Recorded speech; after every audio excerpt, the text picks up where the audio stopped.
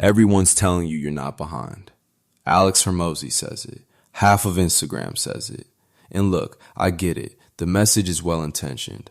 But here's the part nobody wants to say out loud. You might not be behind, but you could be absolutely unorganized. And unorganized is costing you more than being late ever could. Because you're not behind is a mindset reframe. And mindset reframes feel good for about 48 hours.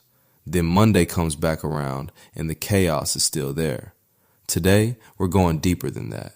Today, we're talking about why your business feels overwhelming, not because you're behind the curve, but because you haven't built the structure to keep up with yourself. Real quick, if you're building a business, leading a team, or trying to scale without burning everything down in the process, hit subscribe. This show isn't motivation. It isn't hype. It's operator thinking. How real businesses actually run when the cameras are off. Welcome to Notebook of a COO. Alright, let me set the table here. A few months back, there were two pieces of content that went crazy viral in the entrepreneurship space. First, Alex Hormozy dropped his "You're Not Behind" message. Essentially, stop comparing your chapter 1 to someone else's chapter 10. You're exactly where you need to be. And honestly, that's true. Then, Cody Sanchez comes through with the become unrecognizable wave. Reinvent yourself, level up, make the transformation. Also true. Both good messages, both resonated with millions of people, and both stopped just short of the actual answer. Because the question isn't whether you're behind, the question is, why does it feel like you're always behind? And the answer to that question is almost never mindset. It's operations. Here's the tension I see in operators every single day. You are working hard, genuinely hard. You're not lazy, you're not unmotivated. You wake up early, you stay up late, you care deeply about what you're building. And yet, your inbox is a disaster. Your task list has tasks from 3 weeks ago that still haven't moved. Your team is asking you the same questions over and over. You're the bottleneck in your own business and you know it. And at the end of a 12-hour day, you look up and think, why does it still feel like I'm losing ground? Drop a comment right now if that hits home, because I know I'm not the only one who's been there. And here's what I want you to understand. That feeling is not a mindset problem. It's not a motivation problem. It's not a discipline problem. It's a systems problem. You're not overwhelmed because you're weak. You're overwhelmed because you're running a growing operation on infrastructure that was never designed to scale. You're essentially trying to run a freight truck on a go-kart engine. Something's got to give, and it's not your work ethic. So let's get into it. I want to give you 3 specific places where disorganization is silently destroying your business and what to actually do about each one. Number 1, you don't have clarity on what actually needs to happen each day. This is the first place chaos lives. Most operators start their day reactively. They open their email, check Slack, respond to what's loudest, and then wonder where the day went. Sound familiar? The problem isn't that you're busy.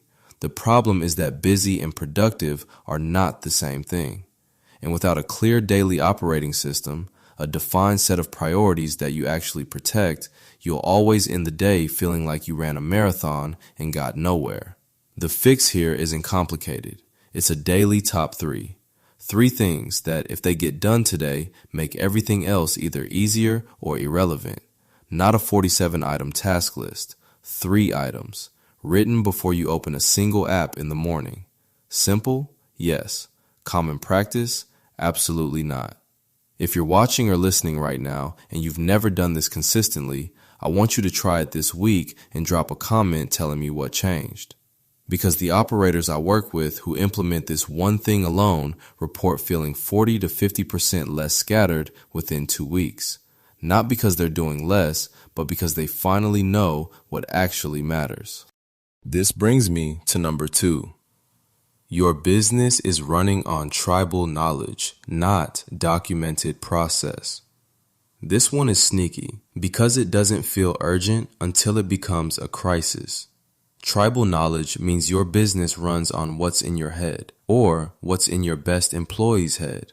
The processes exist. They just exist as memory, not as systems. And the moment that memory walks out the door or gets pulled in 5 directions at once, everything starts breaking.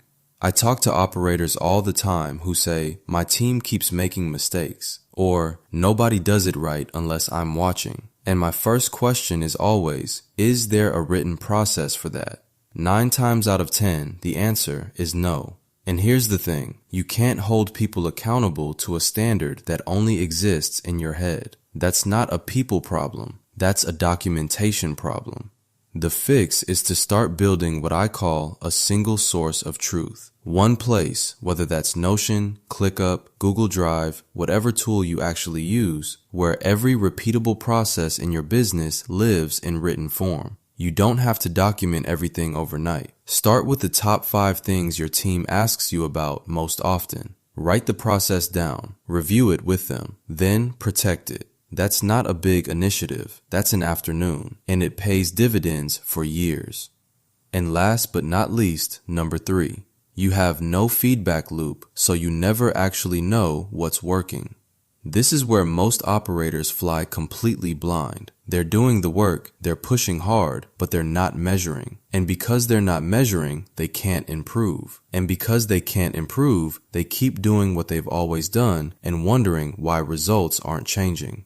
Hormozi's right that you're not behind, but if you have no data, you literally cannot tell. You're just guessing. The operators who scale cleanly are not necessarily the ones working hardest. They're the ones who know their numbers. They know their conversion rate. They know their average client value. They know where prospects drop off. They know what their team is actually spending time on. Because when you know those things, you're not guessing anymore. You're adjusting. You're iterating. You're actually improving with purpose. The fix here is to pick 5 key metrics for your business, just 5, and look at them every single week. Not monthly, not quarterly, weekly. Create a simple dashboard. Could be a spreadsheet, could be a tool, doesn't matter. What matters is the habit of looking, because you can't manage what you can't see. Here's your action step for this week. I want you to do an honest audit of your business across the 3 areas we just covered. Number 1, do you start each day knowing your top 3 priorities before you look at anything else? If not, that changes tomorrow morning. Number 2, pick the single most common question your team asks you. Write a 1-page process for it by end of week. 1 page, that's it. Number 3, what are the 5 numbers that would tell you at a glance whether your business is healthy this week? Write them down. Find where that data lives. Build the habit of checking it. None of this requires a tool purchase. None of this requires a consultant. None of this requires you to work more hours. It requires you to work differently, more intentionally, more systematically. Because here's what I want you to walk away with today. You're not behind. That's true. But not behind doesn't mean you're where you want to be. And the gap between where you are and where you're going isn't a motivation gap. It's an operations gap. And operations gaps can be closed systematically, one process at a time. If this episode hit you, if you heard yourself somewhere in that tension section, I want you to share it. Not because I need the numbers, but because there's another operator out there right now grinding in the dark who needs to hear this. The message that your struggle is a mindset problem has been sold to us for years. It's easier to sell than the truth. The truth is harder. The truth requires you to actually look at your business with clarity and say, here's what's broken, and here's how we fix it. That's operator work. That's the work. And if you want a structured path to getting this right, the assessments, the frameworks, the systems, everything we build at Notebook of a COO is designed to help you do exactly that. The link to get started is in the description. Next episode, we're going to keep building because there's always another layer to get to. Wherever you are, that is exactly where you are supposed to be. But that does not mean you have to stay there. Until next time.